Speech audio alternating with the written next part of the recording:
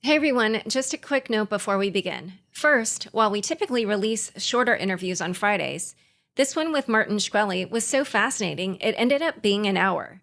Second, it's only after he and I wrapped that we learned that Sam Bankman-Fried had been released on bail, which is why we don't discuss that news in the episode. Otherwise, enjoy this illuminating interview with Martin Shkreli.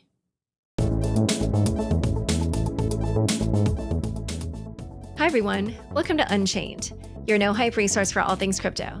I'm your host, Laura Shin, author of The Cryptopians. I started covering crypto 7 years ago, and as a senior editor at Forbes, was the first mainstream media reporter to cover cryptocurrency full-time. This is the December 23rd, 2022 episode of Unchained. SBF, Do Kwon, Gensler, or someone else?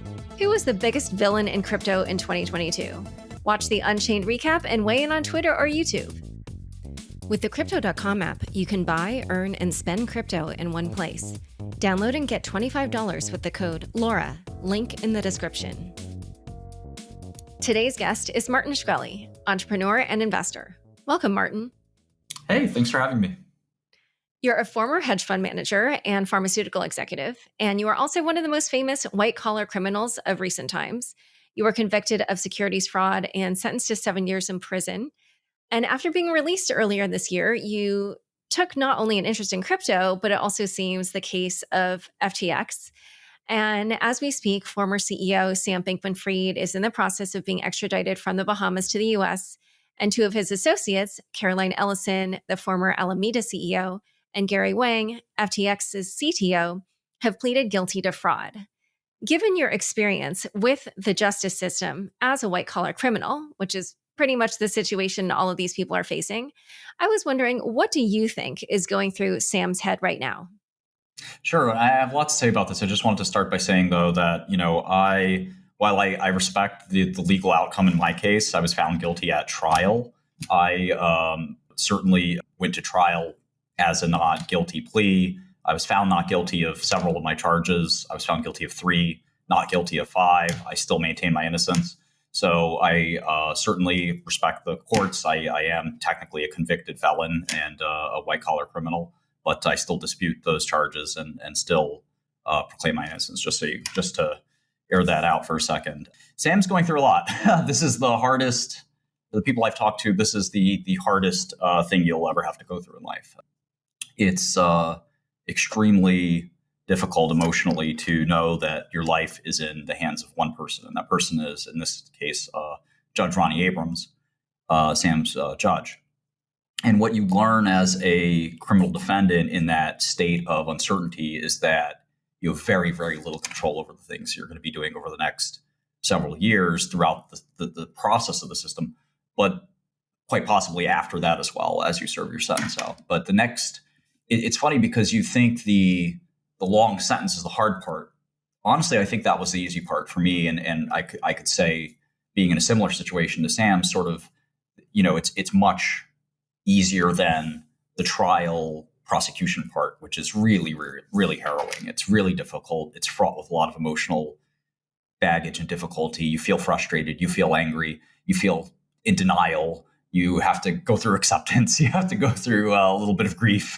It hit me the hardest when I saw my mother it's funny, like you don't process it until certain moments. And for me, the moment was seeing my mother in the galley, I guess it's called, when my sentence was given. And I said, gee, I really messed up. And I didn't think about it that way until that moment.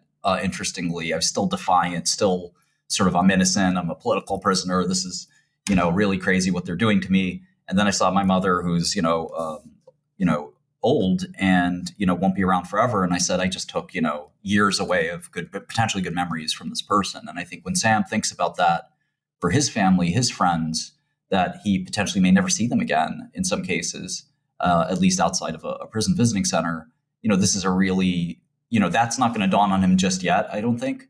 But eventually, when that dawns on him, it's so crushing and difficult. And again, for me, it was a 7-year sentence, which isn't the largest amount of time in the federal system. But, for Sam, who's looking at undoubtedly more, even in a very best case scenario, I think it's going to be very difficult for him.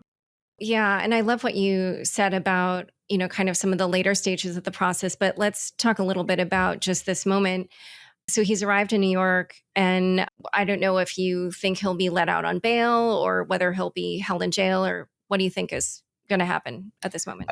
I would think he has no chance at bail, almost no chance. The best he could do right now is to cooperate fully. And I think that given the odds against him, given his judge, the best he could hope for is to cooperate fully. I still don't think they'd give him bail in that circumstance. It's so hard to get bail when you're the head of the indictment, when you're somebody important, when you have a lot of money, and when you've had extensive international travel and ties. He's had that. I certainly didn't. I barely left the country. I would go on business every now and then. But Sam's a world traveler. He's somebody who's spent a lot of time in Hong Kong, a lot of time in Bahamas.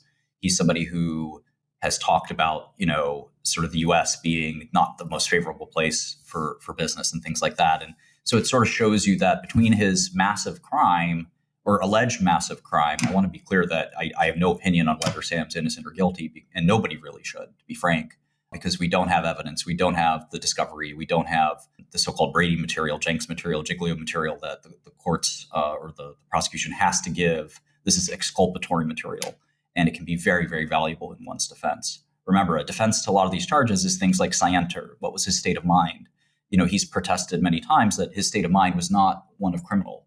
That is often enough to win. That's certainly how I won 5 charges. It's not enough to beat the whole case.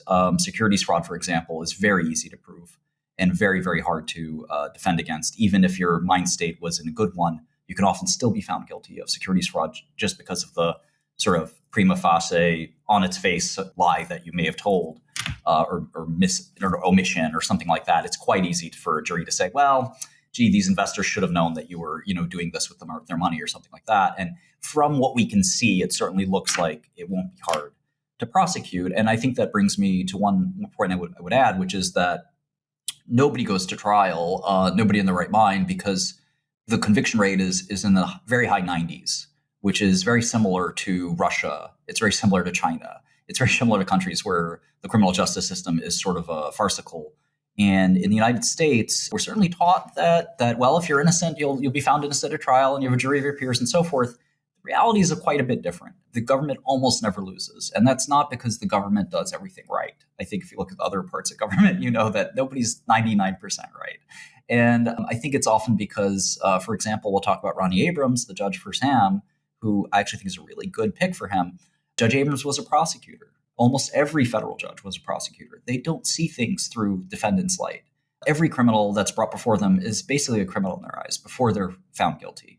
And it's routine to them. Every day they have a criminal in their court, alleged criminal, a defendant, and every day they sentence them and find them guilty. It's almost never a case that a jury says you're home free, especially in the federal system. So Sam is looking at extremely unlikely odds, and especially the fact that he's cooperators, mountains of evidence. His best bet, in my opinion, is plead guilty, try to get 20 years, something like that, and hope that your unprecedented cooperation will give you some kind of favor from prosecutors or the judge. That's, I think, your best bet.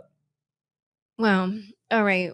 I just want to ask a couple other questions about the jail situation, since you said he probably won't be released on bail, because I'm sure you heard a lot was made about the conditions at Fox Hill. And I was curious what you thought the conditions would be that he could expect in jail here in New York.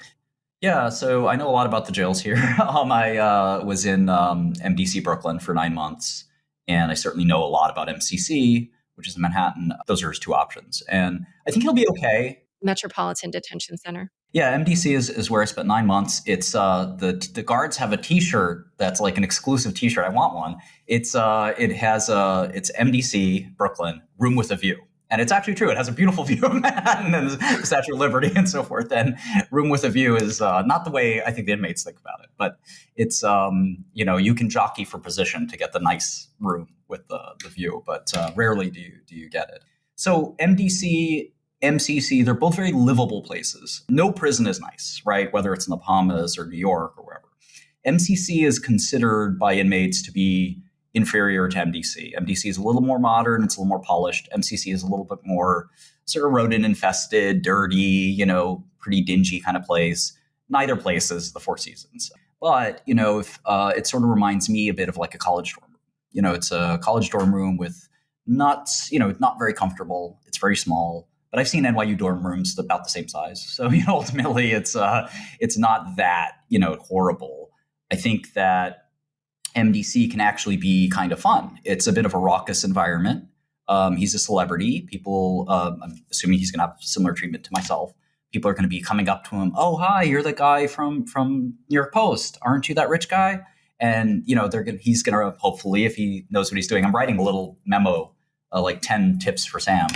If he were smart, he would try to regale these guys with stories and things like that. And all of his peers will sort of think about kind of maybe not looking up to him, but certainly not, antagonizing him. And I think many people will want to hear his stories about his interactions with celebrities and things like that. So I think he'll be okay in the jail environment.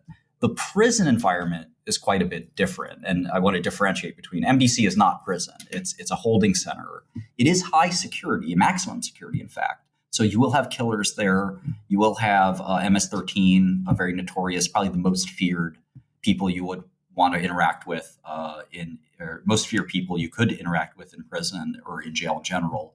And Sam's in a very unique situation we could talk all about in a second, but in MDC, generally he'll be treated, I think, like a celebrity. He has to be careful and respectful of other inmates. There are going to be some people there that don't care about his money. There are going to be people there who will try to intentionally kind of, give him an earful. In general, jail is a little less violent than people think or watch on TV or things like that. I've certainly seen my fair share of stabbings and things like that in MDC. It can be a pretty crazy place, but his safety is almost certainly going to be fine in MDC as long as he doesn't do something stupid. The food is bad. It is pretty much, I'm not a foodie, so I kind of survived jail I'm not a picky eater anyway. But jail can be definitely one of the worst culinary experiences of your life. It's very, very difficult to eat 3 square meals in prison. They're not very nutritious. Visiting is very limited in MDC. You can see your family once a week for an hour, roughly. You can see your lawyers throughout the day, which is good. There are a lot of pat downs. Every time you see a lawyer, you have a full cavity body search, which is not pleasant. The other inmates, like I said, that they're mostly going to be very curious. They're not going to want to beat him up or something. They're going to be like, oh wow, maybe because jail is boring, and all you have is your peers, and you sort of get tired of telling war stories. And here's this new guy that comes in. He's probably got a lot of war stories if he's willing to share them. Now, if he takes up this attitude where he's like high and mighty, or he's clamming up, or he's like, well, I don't want to talk about my case or something like that, that's not going to be good. He's going to be considered sort of a jerk. But I could see him holding court at a table at MDC on, say, the 5th floor. There's only so many rooms, and they'll have a little bit of a reputation and stuff like that. And certain gangs kind of, congregate in some places and things like that. There's a system that he's going to have to learn. He's going to have to find sort of a clique, which might be difficult because there is a lot of racial segregation. He is a white guy. He's a Jewish guy. I have to say there's a lot of anti-Semitism in prison. I've seen that firsthand. There's usually a weird, I hate to put it this way, but stereotype of white prisoners. One of them is that many of them are sex offenders, which is just statistically true. And so one of the issues with Sam is he's going to have to prove that he's not a sex offender. Now, Sam is also very famous, so it won't take long for him to be able to sort of point to him say, like, don't you know who I am, so forth and so forth. But again, he has to be careful. Inmates can be very sensitive about, especially with respect to things like power or respect or notoriety or things like that. The one thing he has going for him, which is extremely interesting, is that he's facing a life sentence. Many other prisoners are not. So my advice to Sam is if he gets into a bit of a tiff, one of the things he can throw out there that will win the respect of his fellow prisoners is, I'm facing life. I'm not facing what you're facing. You're probably facing 5 years or 10 years. I'm looking at, you can even use hyperbole here, but it's true.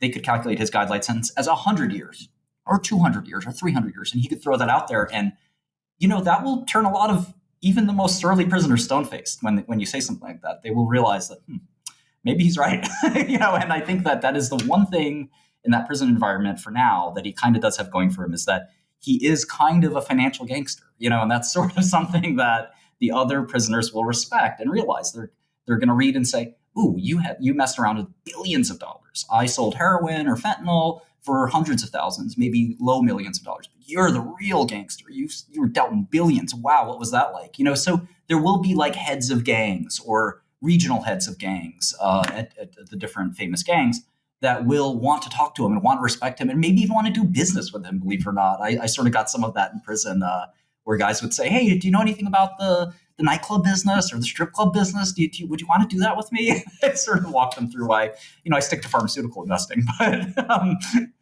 so it's a really interesting environment. It doesn't have to be all scary. I do think the tides do change when you go to prison, which is a more permanent confinement. But MDC can kind of have like a party-like atmosphere. It's very sort of odd. Everyone's trying to help each other get through this tough time by not having fights and drama, but by playing cards and telling jokes and, that kind of stuff. You can find a fight if you're looking for it, no doubt. But you generally, if you, I think Sam's smart enough to sort of de-escalate if he gets into a tough situation or something like that. Wow, this is such an interesting picture. Two really small questions, but I was so curious. Sam is a vegan, and you talked about the food. Do they respect those kinds of dietary preferences?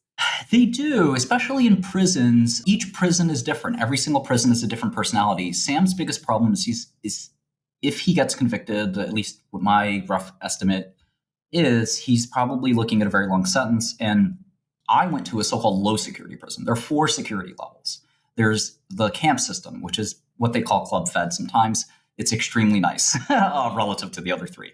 I went to a low, which is the second. Least difficult. Yeah, my mind isn't conjuring the idea of least difficulty in prison, but yes, exactly. It's the second best option. And, the low system for me was fairly livable and fairly decent. It's usually for people who are looking at something like 10 years on average. And you live with other people who are doing 10 years. So you all don't want to commit more crime and hurt each other because it's going to create, you're going to go home later. Every time you get into a fight, they take a month off your good time. So you don't want to get into fights. Every time you have a contraband cell phone, they take 2 or 3 months. Every time you have your caught with a cigarette, they take a week or something. So you don't want any of these violations. So you try to more or less be on your best behavior. The medium and the penitentiary are really tough. Those are the places where the bad things happen. Those are the places where you can get murdered, you can get raped, you can get into really tough situations. I've had many friends describe to me, for instance, what Ross Ulbricht's going through from the jail system. These are prisons that are run almost entirely by gang-based systems. There is no white-collar gang. I joke that at the low system I was in, that I was the head of the white-collar criminal division. Each city, like Baltimore or New York, has sort of a chief, and we call that chief the shot caller. And the shot caller says what the other people in that, we call them cars, but in that clique, in essence, or that group, what that car would do. And if you want to be in the car, which is the benefits of the car protection, you're in a group, friendship, maybe even a little criminal networking, and things like that.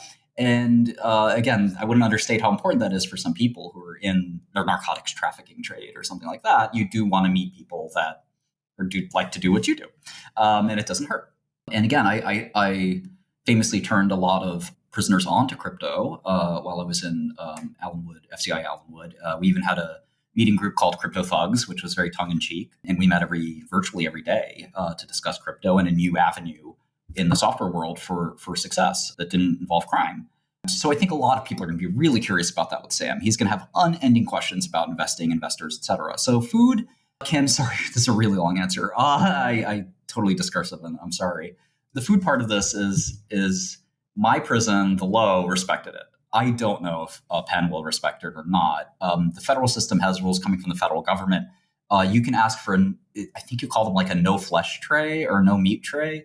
And generally they do have something. They often have tofu, which I don't recommend. But in general, there's a lot of fruits and vegetables. It's nobody's going to sit there and prepare them a special vegan meal, but they will chuck an alternative option on the tray. I mean, it literally is like this, and it's the slop that they give you is not very fun to eat. On Christmas and holidays and things like that, yeah, they actually prepare a halfway decent meal. But, in general, if you're used to eating well and you like to eat well, jail isn't the place to go. And earlier, when you were talking about the different levels, do you think Sam will end up in medium or penitentiary? Is that what you were implying? Yeah, I mean, that's the problem. So is that if he were going to do time in a low like I did, he'd be fine. And I could even send him a care package.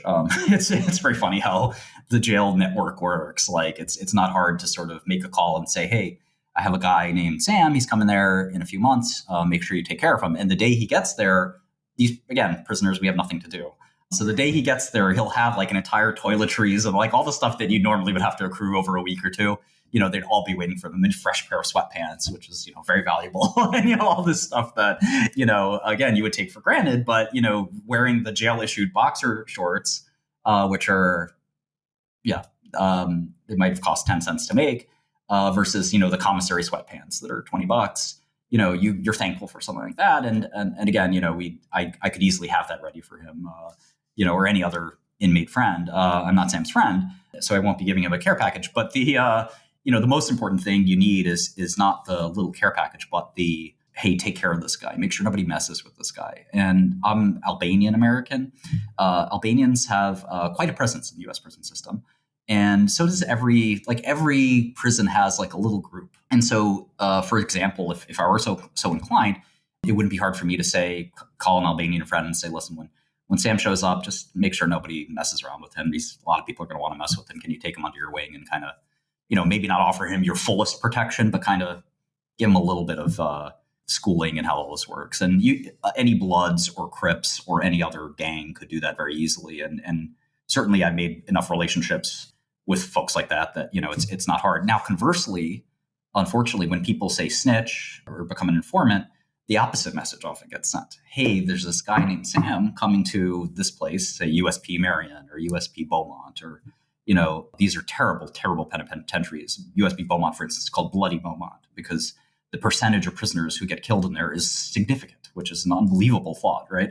But you can send a message to Beaumont and says, hey, when Sam gets there, I want you to send him a message or something like that, and those kinds of things happen every day. I'm not the kind of person that does things like that. Obviously, I'm not, a deeply hardened criminal, but in that world of narcotics and violence and stuff like that, it's rather typical for someone to say, even in a coded message. I heard one gang would use this code where they would say, hey, my friend John is coming to MDC.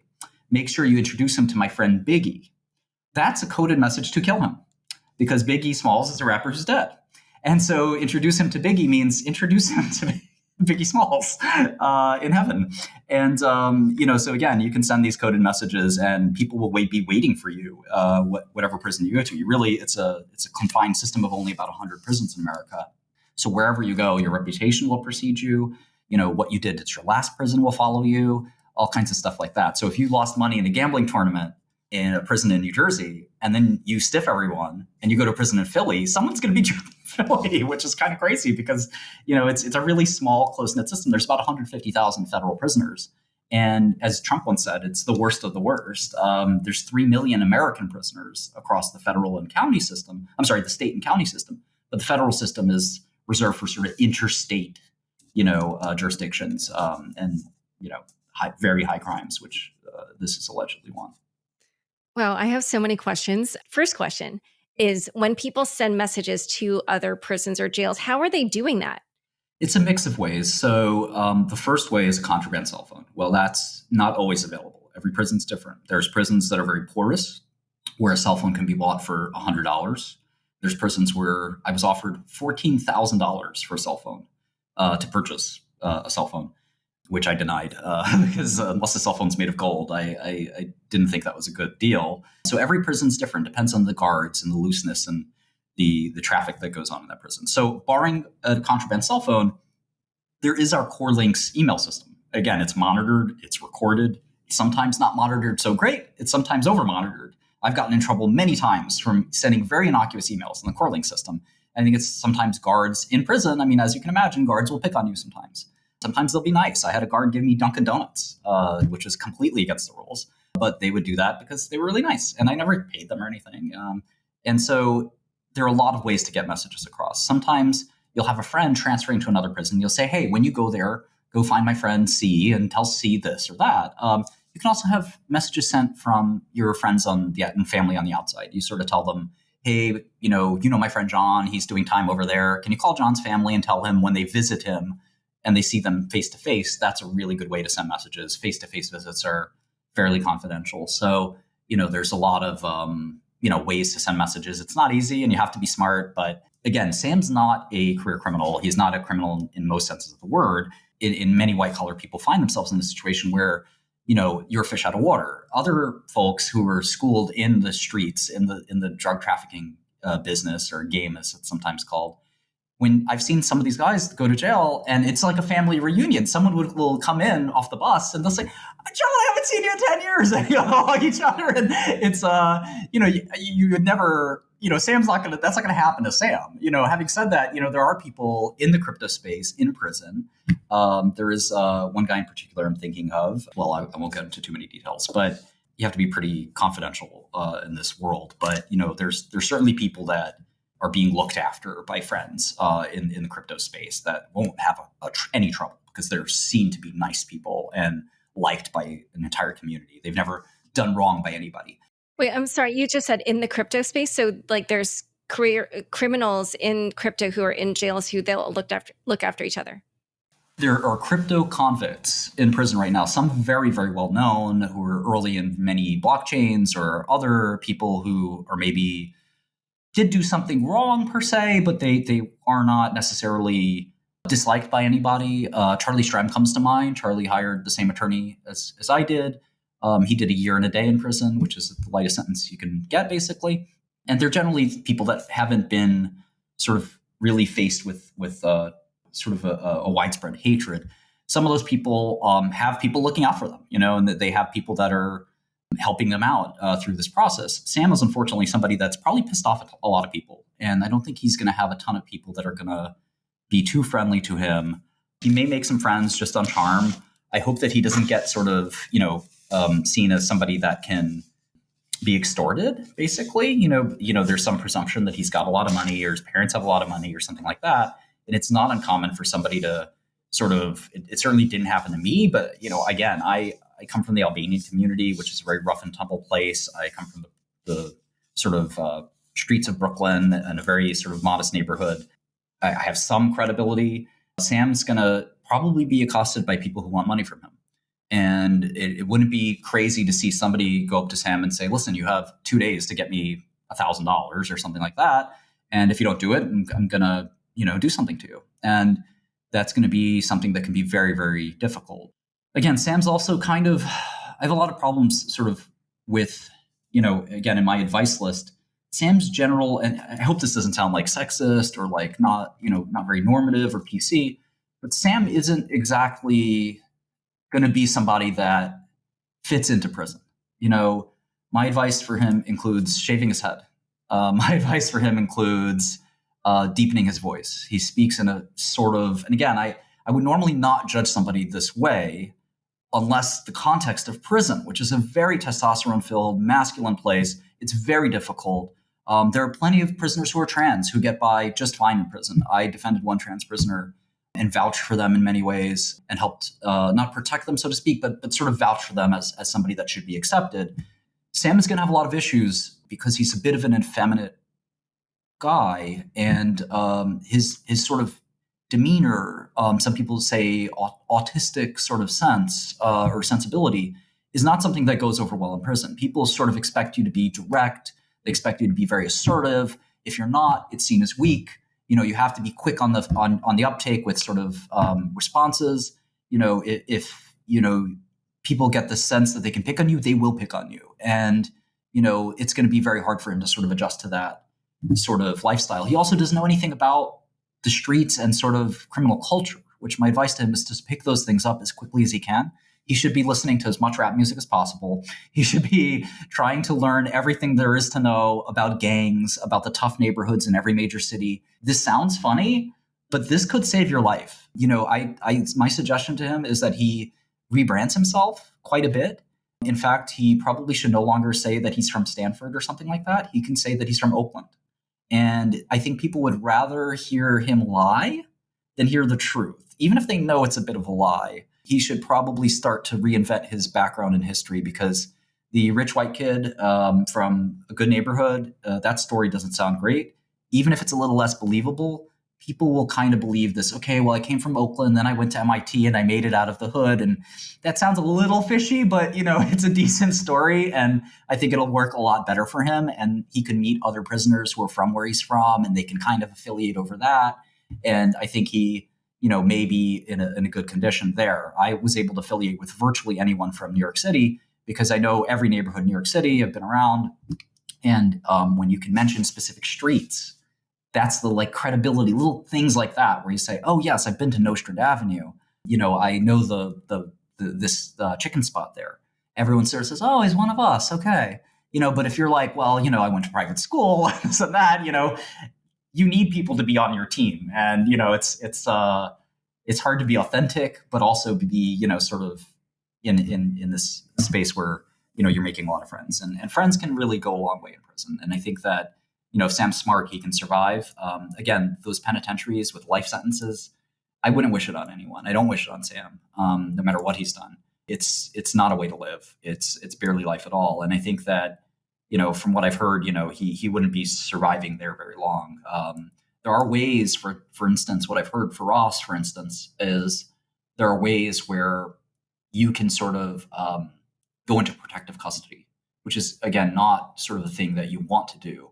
But for Sam's case, I think might be the only option. I mean, he's not going to be able to integrate into the penitentiary culture. I was able to integrate into the low culture just fine. In fact, I was fairly well liked and kind of, popular, and I was fairly friendly to everyone. I think that the pen culture is basically about gangs, turf, territory, stabbings, killings. You're in there for life. You're in there with other people who are in there for life. They will kill you over who owes each other a peanut butter sandwich, or that you stepped on somebody's shoes or something like that. It can be so brutal because there's nothing else to your life other than, the rest of your life in prison, which you still have TV, you still have family and friends. There's still things you can do to talk to the people that you love and let them know that you're still there. And again, the visits are there, but, the environment's very, very rough. And I think that, protective custody is sadly, again, nobody wants to have the embarrassment of going to protective custody, and basically you're in this situation that's not ideal. It can often be very secluded, where it's you and one other prisoner who potentially is a huge informant or something, where they can't also be in a public prison in so-called general population, GP, Gen Pop. So Sam wouldn't do well in Gen Pop in the pen. I think for him to do well in that environment, he would probably have to affiliate with one of the white gangs, which are often white supremacist gangs. And my intel from real prisoners in the real situation is that Ross Ulbricht was asked to affiliate with some of the white supremacist gangs, and it was a very, very difficult thing for him to do, and he refused to do it, which resulted in him being transferred to another prison. So there's this very weird system that sets up at that higher level of the prison system. Sorry I'm talking so much. I have so much worthless knowledge about this stuff, but it is fascinating. No. I mean, it's just so enlightening. I have intelligent things to say about database systems and programming and Solidity and stuff like that. But this is another part of my life that I did live. Yeah. And just to define it, so, or what did you call it? Protective custody. Yeah, what is that?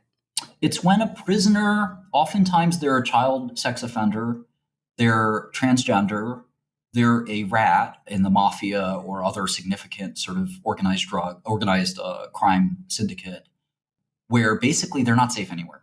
That the phrase that sometimes prisoners use in the Bloods gangs that I was friendly with was push the button or put them on the menu. No matter where they go, there's sort of a kill on sight kind of order. Again, that's for sort of more of an informant type person.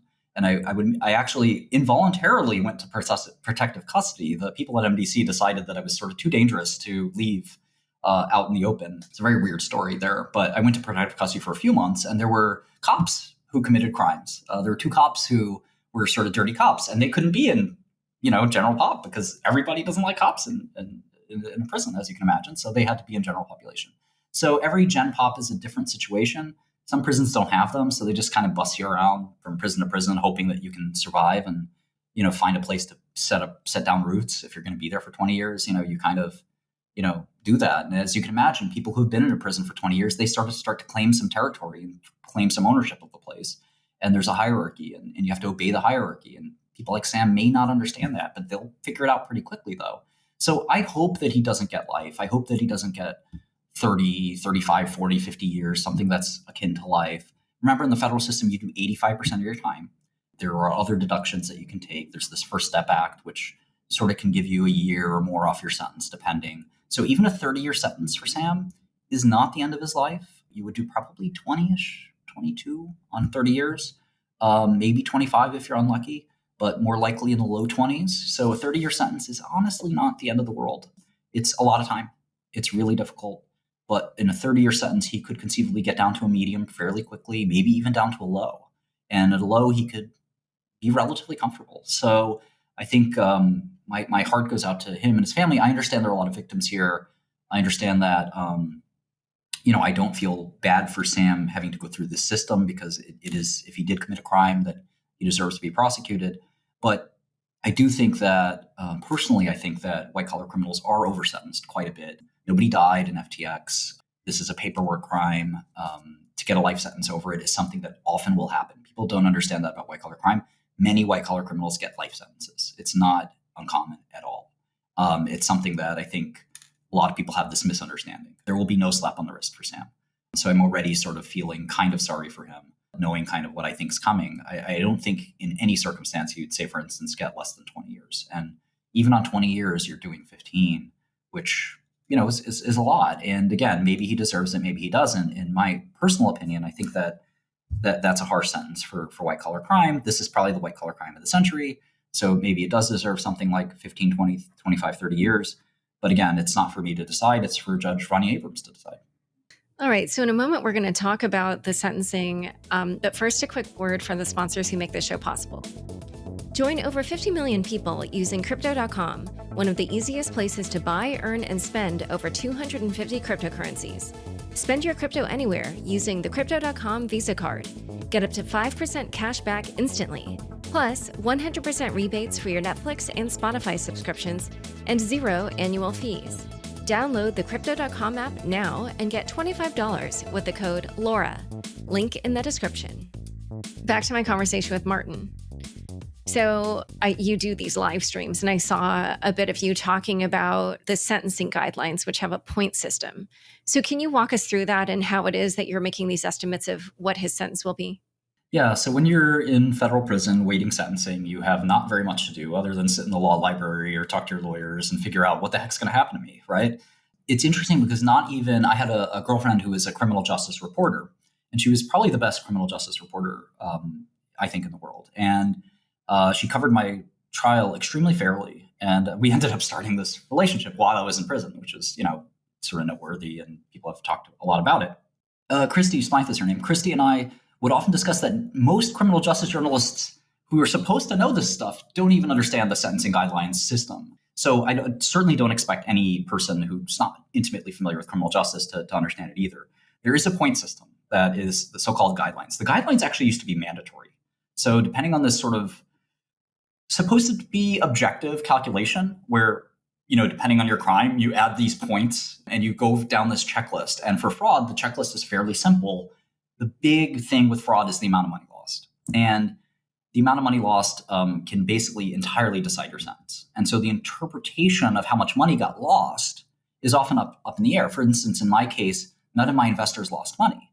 Nevertheless, the government used an interpretation of the second they gave you their money under false pretenses, that amount was lost. And it's like, well, that's not fair. And if I was calculated under my definition, which is, well, did they lose money or not? I would have gotten like a year or less. My guidelines would have been quite small. Based on their guidelines, I was in the category of very close to a life sentence. So it's very easy to inflate these guidelines to an enormous and insane level. And many judges look at the guidelines and say, okay, I'm not going to keep piling points on and points on and points on. Nevertheless, Sam's guidelines calculate to a point of, beyond, it's basically off the charts. There's no even use of the guidelines at that point because he's so far into life that, he's got enough points to last him several life sentences. And you're talking about the $8 billion, right? Because that must be higher than pretty much anybody ever. There's no number on the guidelines stop at 550 million. So like it's and they corrected it for inflation fairly recently. And it's just, you also get extra points based on how many victims you have, which stops at after more than 10 victims, add 4 points.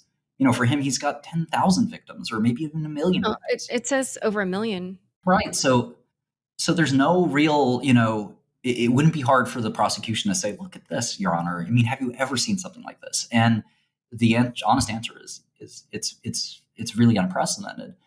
Similar crimes, they're hard to come by, but the famous, I call them the big three frauds of the century. I studied almost every fraud case before mine to get a sense for what was going on. I made a spreadsheet. I calculated averages across different judges, across different jurisdictions. The big three were Bernie Madoff, Alan Sanford, and Tom Petters. All got life sentences. Three of the biggest frauds in American history, all smaller in dollar amounts, roughly. Well, except for Madoff, perhaps. I guess Sam would rank as number 2, roughly, depending on how you calculate the numbers. It could rank as number 1. So both are, it's not a good company to be in.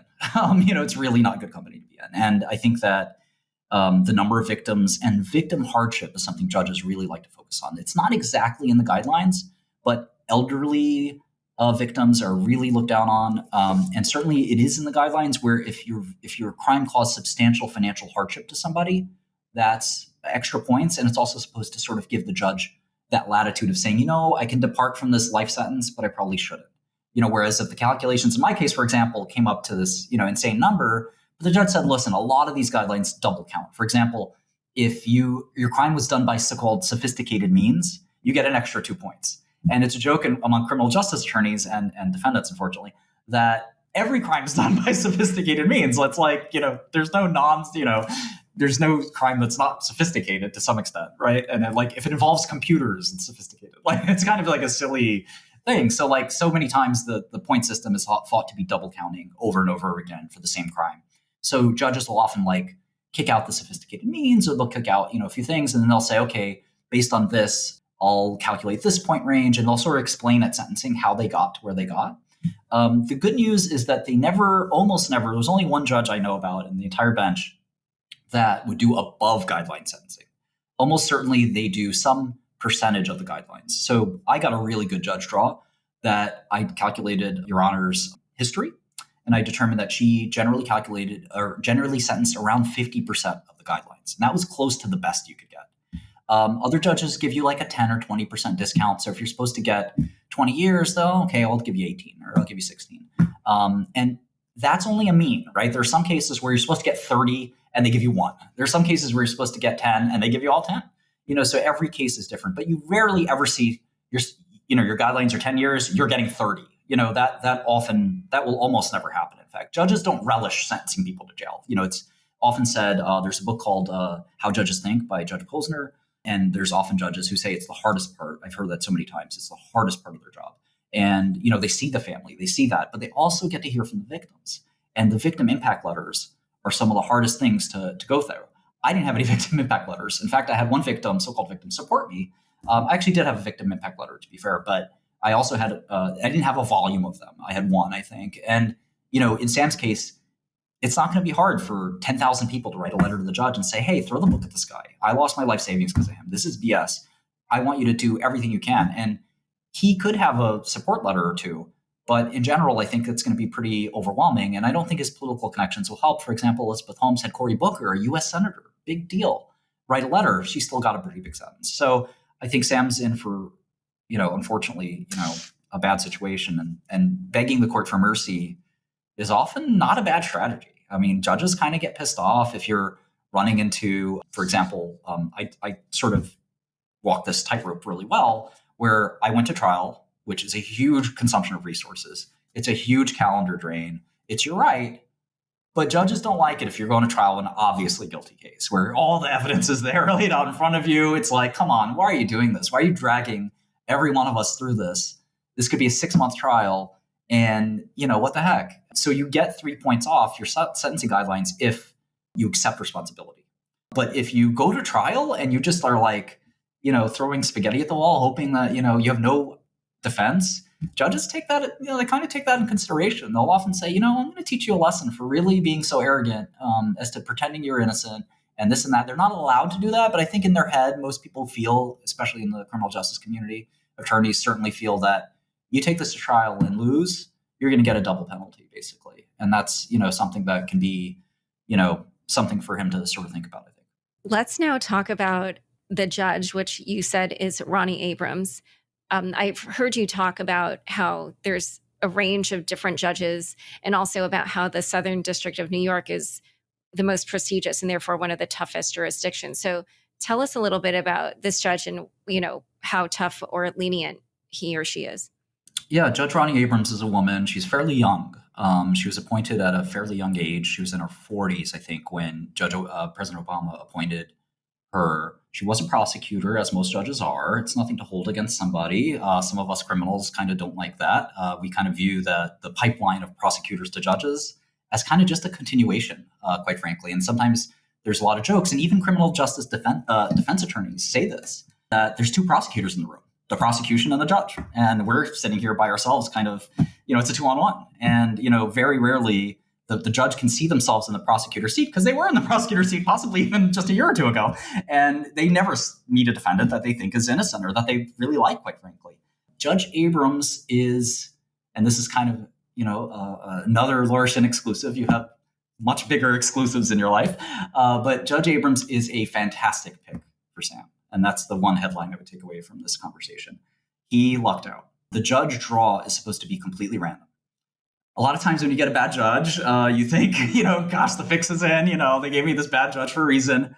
And there are bad judges in the Southern District. My best pick for Sam would have been Judge Rakoff. Judge Rakoff is the kindest judge in the building. He would have given Sam 10 years. There are some bad judges in that building. One was, the rumor is she was excommunicated or asked to leave. But regardless of what happened, Judge Forrest was the worst judge in that building and would have had taken 0 seconds to give Sam life. 10 life sentences. Like, she would have thrown the entire book at him and then some.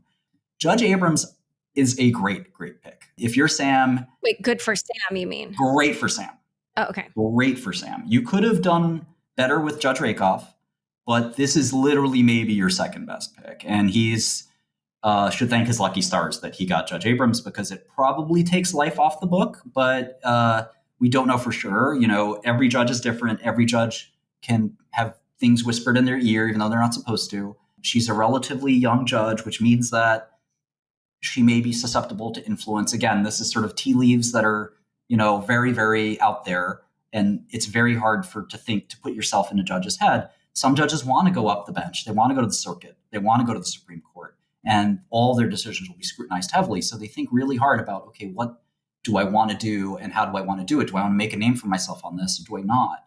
And I think it's going to be this is going to be the most watched case in decades, right? So ultimately, it will be scrutinized closely. If the consensus is that he should get life, I think she'll move to the consensus. Most judges don't want to do something controversial. So I think they kind of get a sense in the courtroom for what's happening, and they kind of pick from there. Do you want me to tell you why I think this is an amazingly great pick and turn of luck for Sam? Yeah. So the best thing you have is a reputation, and I've asked around the criminal justice community, but that's sort of one thing you can look at. But I think actually the best thing you can do is look at the cases and look at the data. And so the cases that I've looked at, I found a really similar case that Judge Abrams presided over, and it's the case of Hannah Park. Hannah Park went to Harvard. Hannah Park went to Goldman Sachs. Sounds like Sam, doesn't it? It's a prestigious school, prestigious investment firm. Hannah Park perpetrated a terrible Ponzi scheme, which involved $23 million, which is fairly large. It's not $1 million or $2 million. It's quite a bit, and all the money was lost. Pretty bad. And Hannah Park got 3 years, sentenced by Judge Abrams. Very, very, very generous sentence. Women in the criminal justice system, and I'm just using a fact-based pattern here, they often get much lighter sentences than men. And again, maybe that's a good thing. Maybe it's not a good thing. Maybe it doesn't matter. I don't know. It's not my sociological call, but it is a fact. So that probably, factored in a little bit. But in general, that's still, even a double that sentence is fairly light sentence. So you have to look at the other cases the judge has sentenced on. And that is a very analogous case. It's a financial crime. It's by sort of a person that's, should have known better. They were somebody in society. They had all this prestigious stuff. There are some judges that will hold that against you. They'll say, Mr. Bankman, you were a student of professors. You were an MIT graduate. You went to prestigious, investment firms, and you did all this. How dare you? When I see people from a poor neighborhood in the Bronx and they deal drugs because they think that's their only way out. And I have to give them 10 years mandatory minimum. I feel terrible because, I want to give them less, but there's a mandatory minimum. And therefore, I have to give them these 10 years, but they come from the worst environments in the world. You came from the best environment in the world. You should not be before me. And I have to send a message that if you're a child of privilege, that, I'm going to, hit you with the book. There are other judges that say they actually I think they see themselves as the defendant. And they say, because most of these judges went to a nice law school. They, often are from families of fortune, relevance. And they kind of say, I wonder, you kind of remind me of, somebody I went to law school with or Stanford with. And gosh, this is a shame that somebody like you should, be facing the criminal justice system. And sometimes it's in between. So we don't know for sure. But we do know when Judge Abrams saw a defendant quite similar to Sam, Judge Abrams gave, I don't know if you could get more lenient than 3 years. The old scuttlebutt or rumor mill or grapevine and the financial or the criminal justice community is the federal government does not go after you if they think that they're going to get less than 10 years. This is not a system where they just want to throw, a small charge on you or something. They go for the jugular every time. This is not the state where you can do 6 months or something. Like if you get less than 10 years in the federal prison system, you won. They did something wrong. They messed up. And I think that in this case, it's going to be the best tea leaf for him is this amazing sentence that she gave a very, very similar crime to. Remarkably similar analogy. And in my case, it was very interesting. My judge, and again, I looked at every single criminal case my judge ever did, which was over 200. And I found one case, which I'll never forget. A man committed some fraud, an accounts receivable fraud, same dollar amount roughly as my alleged fraud and convicted fraud. Kind of similar personal background. And the guy got 7 years. And I said to my attorneys, I don't even think we have to think anymore. I know exactly what I'm going to get. And I got exactly 7 years. And, it was like the judge, they're human. And if they see one thing and they acted this way to be consistent, they're going to act another way. So Sam's not going to get 3 years. He's not going to get 7 years. But the fact that she was that kind to this woman, I think is a really good sign. And again, if I had to bet today, I think he could, if he plays his cards right, get 20. But he has to plead now. He has to just throw himself in front of the mercy of the court.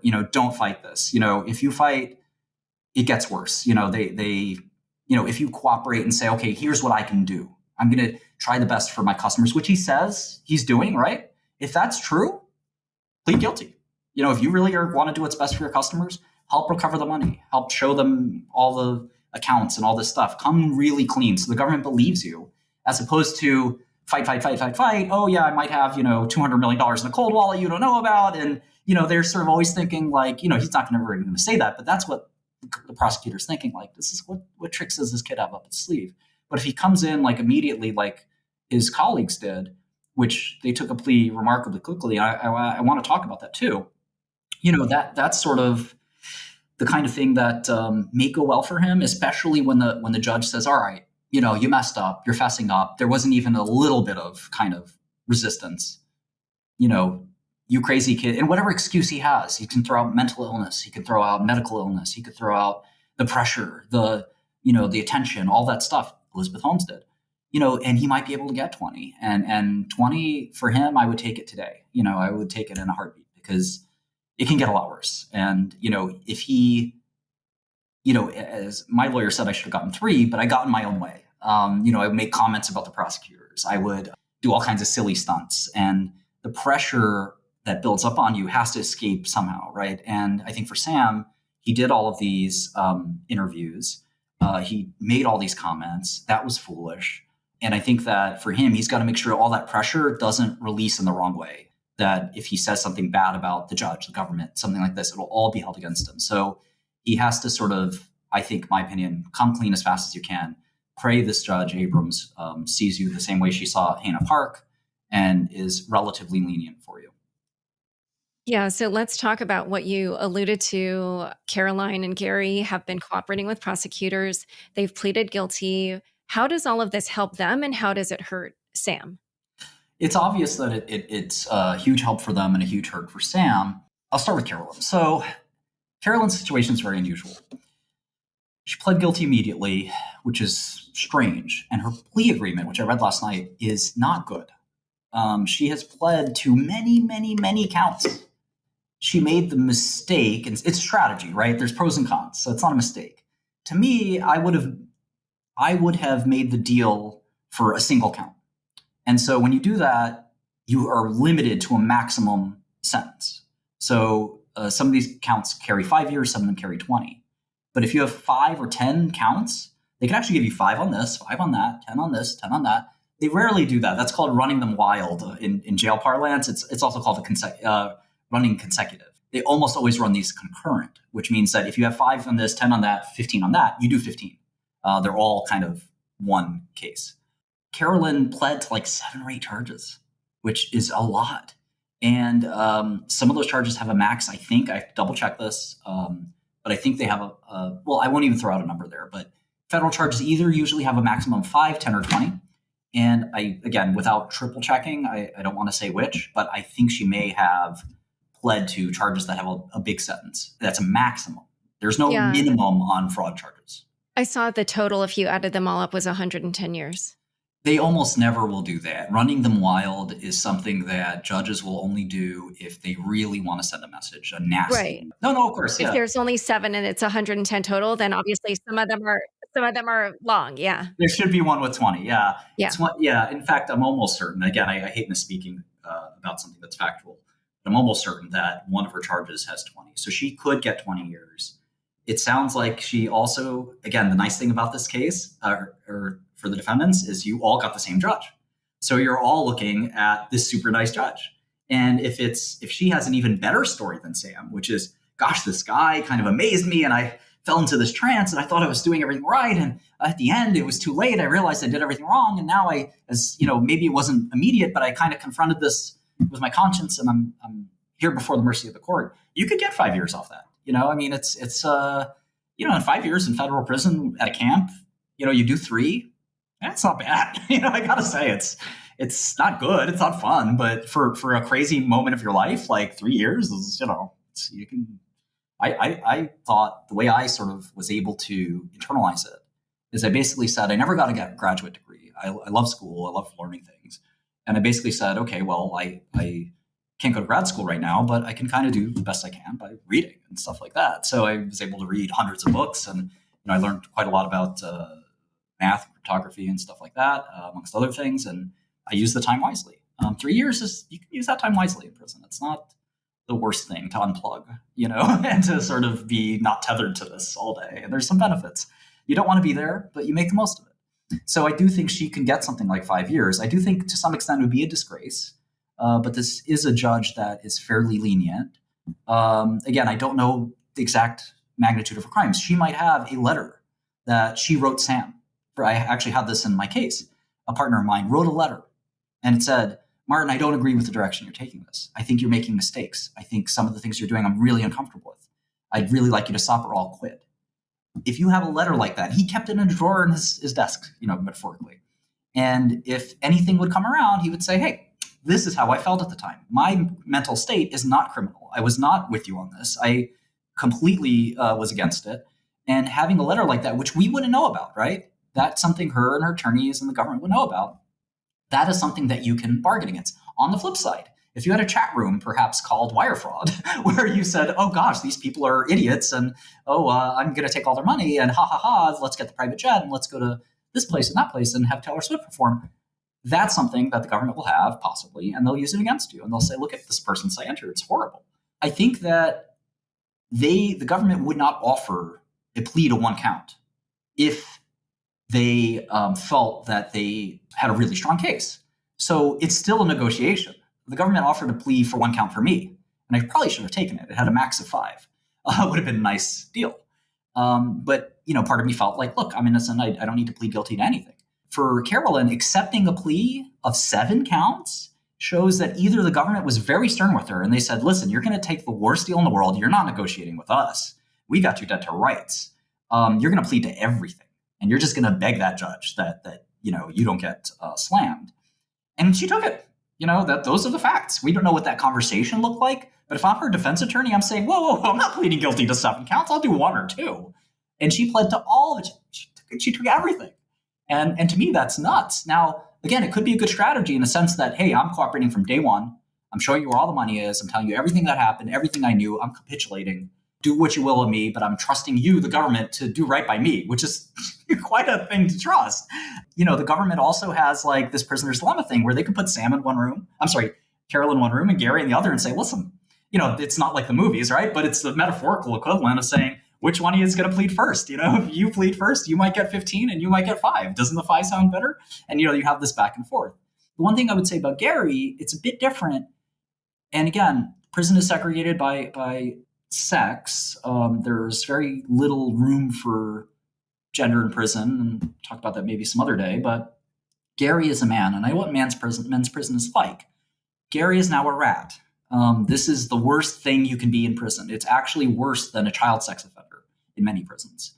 If you have cooperated with the federal government against somebody, you are bad news. You are not welcome on the prison floor. If they know that that's what you did, you will often be asked to go into protective custody. You'll often not be asked to go into protective custody. You'll be taken into protective custody after you've been violently hurt. To criminals, the worst thing in the world is a rat and an informant, a cooperator, a CW, etc.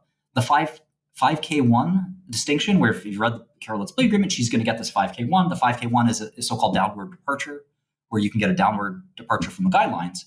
Getting a 5K1 is the worst thing you can have as a prisoner. The other prisoners loathe the idea of an informant. Why? Because informants are what got them in prison. Without the informants, there's no case. Without a witness to take the stand and say, yes, Sam did it. I know that he did it because I was there. That's what gets you convicted. Now, again, it's twisted logic, obviously, but you have to think about what the environment is. This is an environment of people who have committed crimes their whole life, in many cases. Several times they've been to jail. They will look at Gary and immediately think of the person that ratted them out. And they will want to take out every ounce of aggression and anger they have, which I can assure you is an enormous amount, on this person. So if you're Gary, listen, I think ultimately he probably did do the right thing. He's doing what's best for him. But it's very hard to sort of sign up to be a tattletale. And this is the most grown-up version you can of being a tattletale.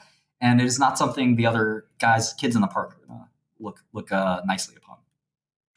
All right. Last question is that Nishad Singh is reportedly the fourth executive who knew that FTX customer funds were being used by Alameda.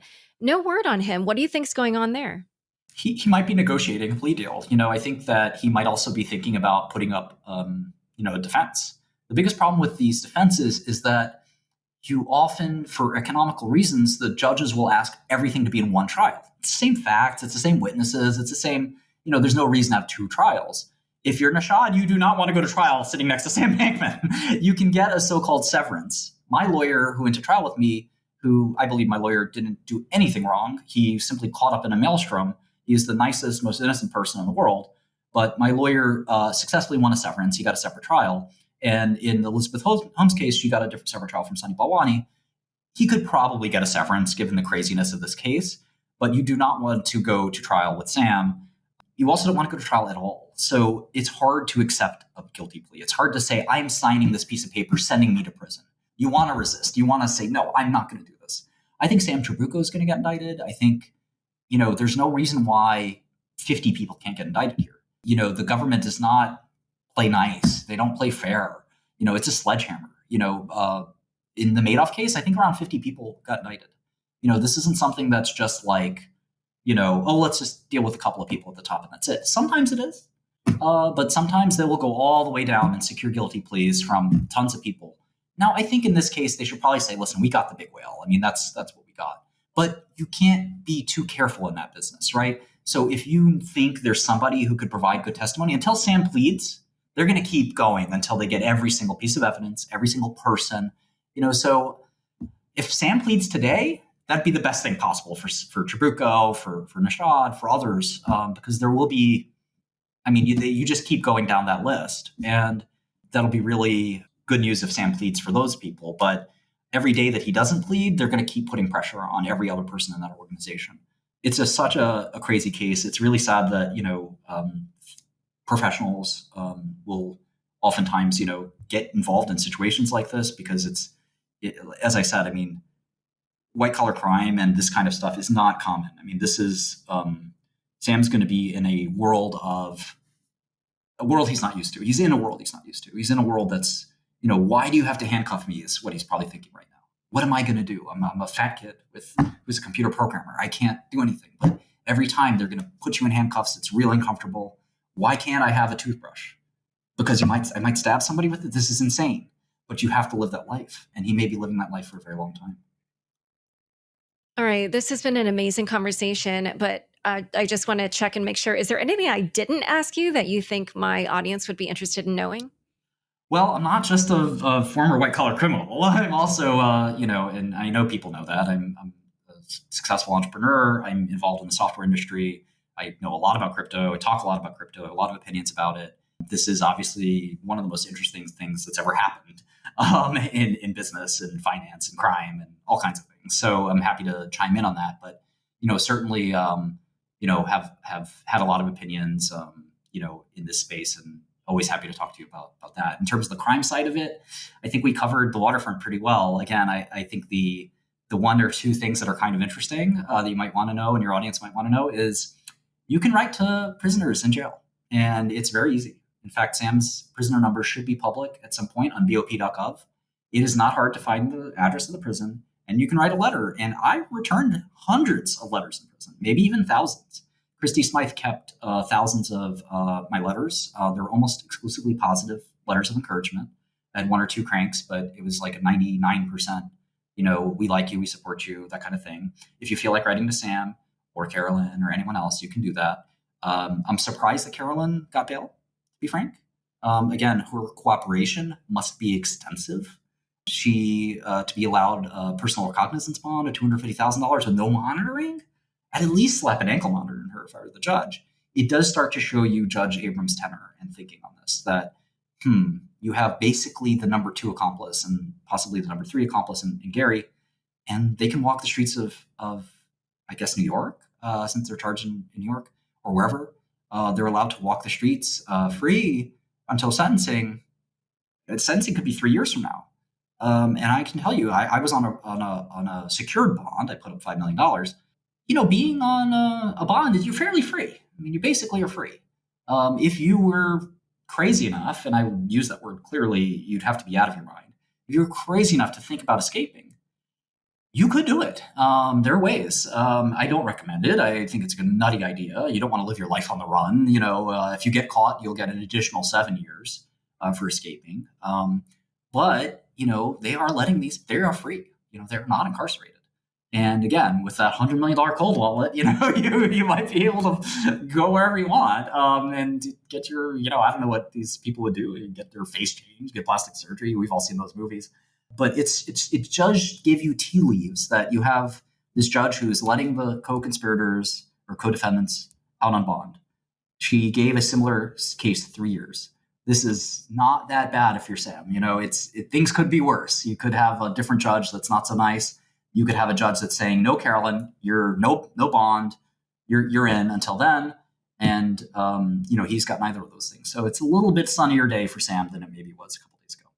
Yeah, I think for me, the main thing is $23 million versus $8 billion is just such a huge gap that there's no analogy to FTX.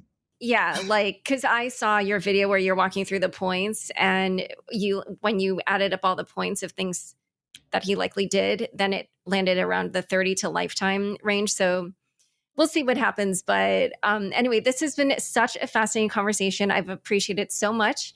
Thank you so much for coming on Unchained. Thank you. Don't forget, next up is the weekly news recap. Stick around for This Week in Crypto after this short break. Thanks for tuning in to this week's news recap. SBF released on bail. Minutes after I finished the interview with Martin, news broke that former FTX CEO Sam Bankman-Fried will be released on a $250 million bail secured by his parents' home, as well as the signatures of his parents and 2 others with sizable assets. Prosecutors said it was the largest ever pre-trial bond. Bernie Madoff's was $10 million, former Enron CEO Jeffrey Skilling's was $5 million, and former Theranos CEO Elizabeth Holmes's was $500,000. SBF will attend his next hearing on January 3rd in New York City. FTX urges donations to be returned. FTX is seeking to secure the prompt return of funds previously donated by former CEO Sam Bankman-Fried and other former executives to various organizations and political parties. In addition, federal prosecutors in Manhattan are reaching out to Democratic and Republican campaigns and committees that received donations from Bankman-Fried and his colleagues at FTX. The Senate Majority Political Action Committee, or PAC, plans to return a $1 million donation from Bankman-Fried and a $2 million donation from Nishad Singh, FTX's former head of engineering. On Monday, CoinDesk reported that Modulo Capital, a multi-strategy hedge fund in which Alameda had invested $400 million, was formed by 3 former Jane Street traders and based in the Bahamian condo community in which SBF resided. Also, FTX's new CEO, John Ray III, told members of Congress that he's investigating how SBF's parents, Joseph Bankman and Barbara Fried, were involved in the operations of the exchange. Ray confirmed that the family had certainly received payments. Binance US to buy Voyager's assets. Binance US has agreed to acquire the assets of bankrupt crypto lender Voyager Digital for approximately $1 billion. This includes the market value of Voyager's crypto portfolio, as well as an additional $20 million of incremental value. The deal, which will be subject to court approval on January 5th, will not close until March. At that time, Voyager customers will be able to reconnect with their digital assets on the Binance US platform and continue to receive disbursements. Additionally, they will have the option to liquidate their positions in order to receive cash. Binance announced it intends to return funds to customers as soon as possible. It may also benefit from a surge of new users who sign up on Binance US to withdraw their funds from Voyager. The crypto lender filed for Chapter 11 bankruptcy earlier this year due to a $650 million unpaid loan to Three Arrows Capital. Also this week, Binance joined the Chamber of Digital Commerce, an American lobbying group, to help establish policies to regulate cryptocurrency in the United States. Grayscale is exploring returning capital to investors. Grayscale Investments, the entity behind the largest Bitcoin trust in the world, is contemplating returning a portion of the capital of its Grayscale Bitcoin Trust, or GBTC, product, if the Securities and Exchange Commission denies approval of a spot Bitcoin exchange-traded fund. A tender offer would enable investors to purchase 20% of GBTC's outstanding shares, though the SEC would need to lift certain requirements for the offer to be successful. In June, Grayscale filed a lawsuit against the SEC, claiming its denial of the conversion to spot Bitcoin ETFs was arbitrary, discriminatory, and in excess of statutory authority. Sam Andrew, author of Crypto Clarity Research and a recent Unchained guest, showed skepticism about this potential move. He tweeted, "GBTC is trading at $8 per share and $5.6 billion market cap. A 20% tender offer would require $1.1 billion of capital. Where on earth is Grayscale going to get $1.1 billion to fund this tender offer? Seems like more of a PR stunt to reduce the discount. I doubt they can actually buy anything of size." Grayscale's parent company, DCG, also owns Genesis Global Capital, the entity that halted withdrawals last month after the FTX meltdown. Gemini Earn customers, who have not been able to withdraw assets due to liquidity crisis at Genesis, saw one step forward. On Wednesday, the law firm representing the creditors of DCG and Genesis proposed a plan to recover digital assets to pay back users of Gemini Earn. Gemini co-founder Cameron Winklevoss stated that the creditor committee is expecting an initial response on the plan this week. Gemini was clearly not the only company affected by Genesis's liquidity issues. Bitvavo, a Dutch crypto exchange, said it's unable to access the 280 million euros or $297 million held at Genesis. Bitcoin miner Core Scientific goes bankrupt. Core Scientific, the biggest publicly traded U.S. Bitcoin miner, has filed for Chapter 11 bankruptcy protection. Court documents show that the miner estimates its assets and liabilities to be between $1 billion and $10 billion, with between 1,000 and 5,000 creditors.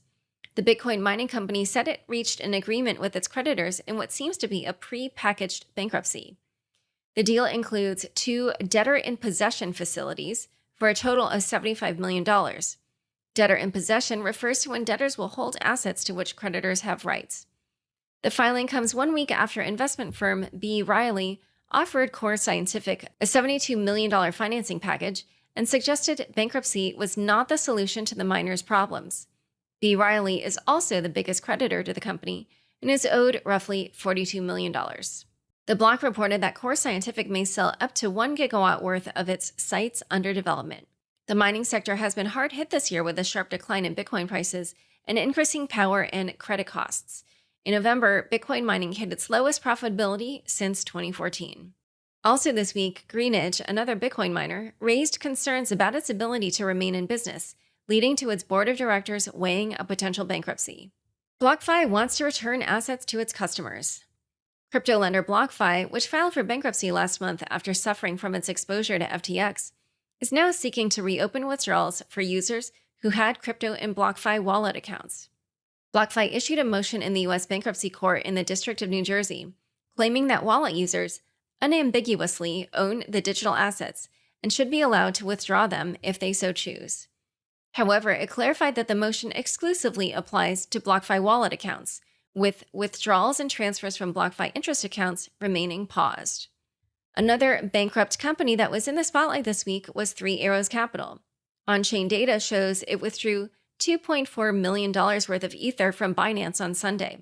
The unclear reasons behind the movement of the funds raised concerns within the crypto community. Wallets tied to defunct crypto exchange Quadriga CX move 104 Bitcoin. 5 wallets tied to bankrupt Canadian cryptocurrency exchange Quadriga CX have stirred back to life after years of dormancy. Crypto researcher Zach XBT reported on Twitter that the wallets moved around 104 Bitcoin, worth $1.7 million, on December 17th. Blockchain records show that the wallets had not moved any funds since at least April 2018. It was believed that Gerald Cotton, the founder of the exchange, who allegedly died in India in December 2018, was the only person with access to the private keys of the exchange's cold wallets.